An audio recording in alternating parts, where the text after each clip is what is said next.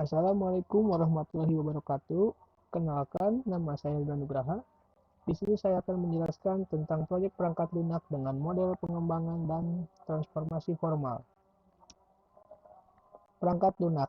Perangkat lunak merupakan program-program komputer dan dokumentasi yang berkaitan dibuat untuk pelanggan tertentu ataupun untuk pasar umum. Produk perangkat lunak terdiri dari dua bagian, seperti generik atau custom. Untuk generik dibuat untuk dijual ke satu kumpulan pengguna yang berbeda. Untuk custom dibuat untuk satu pengguna tunggal sesuai dengan spesifikasinya. Lalu ada model proses perangkat lunak. Suatu representasi proses perangkat lunak yang disederhanakan dipresentasikan dari perspektif khusus. Contohnya, ada perspektif alur kerja atau barisan kegiatan, perspektif alur data, alur informasi, lalu ada perspektif peran atau aksi. Siapa melakukan atau apa. Model proses generik terdiri dari ada 4 bagian, seperti waterfall atau air terjun, pengembangan secara evolusi, transformasi formal, dan model spiral. Lalu ada pendekatan pengembangan sistem formal. Pengembangan sistem formal berbasiskan pada transformasi spesifikasi secara matematik melalui representasi yang berbeda untuk suatu program yang dapat dieksekusi. Transformasi menyatakan spesifikasi program menggunakan pendekatan clean room untuk pengembangan PL. Seperti contoh pada gambar di bawah ini. Penggunaan metode formal.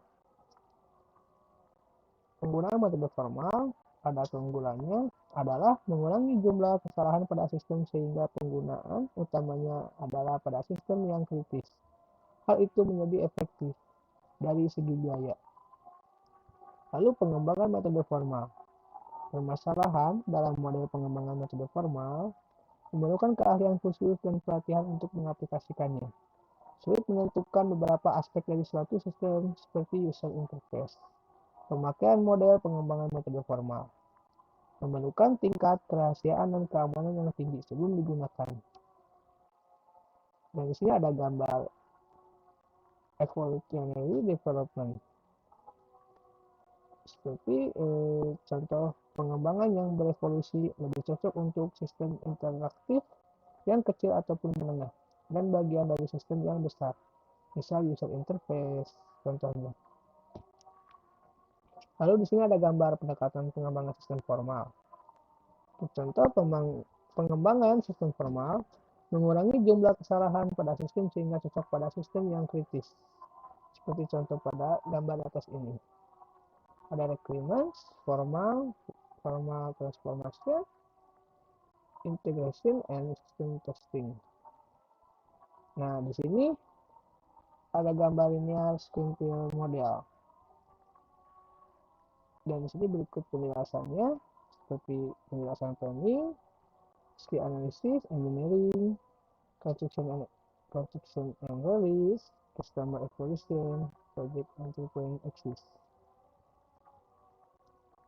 Nah, di sini untuk penjelasan gambar, contoh gambar di atas, ada customer communication. Komunikasi pelanggan yaitu tugas-tugas yang dibutuhkan untuk membangun komunikasi yang efektif di antara pengembangan dan pelanggan. Lalu ada planning. Perencanaan yaitu tugas-tugas yang dibutuhkan untuk mendefinisikan sumber-sumber daya, ketepatan waktu, dan proyek informasi lain yang berhubungan. Lalu ada risk analysis. Analisis risiko yaitu tugas-tugas yang dibutuhkan untuk menaksir risiko-risiko yang mungkin akan dihadapi, baik manajemen maupun teknis. Yang keempat, ada engineering. Perkayasaan yaitu tugas-tugas yang dibutuhkan untuk pembangunan satu atau lebih representasi dari aplikasi tersebut. Yang kelima, ada construction and release. Konstruksi dan peluncuran yaitu tugas-tugas yang dibutuhkan untuk mengonstruksi atau menguji, memasang, install, dan memberikan pelayanan kepada pemakai. Contoh pelatihan dan dokumentasi. Yang keenam, ada customer evaluation. Evaluasi pelanggan yaitu tugas-tugas yang dibutuhkan untuk memperoleh umpan balik dari pelanggan. dengan didasarkan pada evaluasi presentasi perangkat lunak yang dibuat selama masa rekayasaan dan diimplementasikan selama masa pemasangan. Nah, di sini ada contoh keunggulan model ini. Model ini sangat baik digunakan untuk sistem dan perangkat lunak yang besar. Lalu ditekankan pada pencairan alternatif dan pemaksaan pengguna kembali software yang telah ada. Adanya analisis risiko pada mekanisme untuk memperkecil risiko. Adanya prototyping memudahkan komunikasi dengan konsumen. Lalu ada kelemahan. Memerlukan waktu yang cukup lama untuk mengembangkan perangkat lunak. Lalu sistem pengontrolan yang kurang baik. Tidak banyak cerita sukses mengenai perancangan menggunakan model ini. Lalu biasanya pihak pengembangan dan perusahaan berada pada satu pihak yang sama. Sekian penjelasan dari saya. Bila mana ada yang kurang jelas, mohon dimaafkan. Wabillahi taufiq wal hidayah. Wassalamualaikum warahmatullahi wabarakatuh.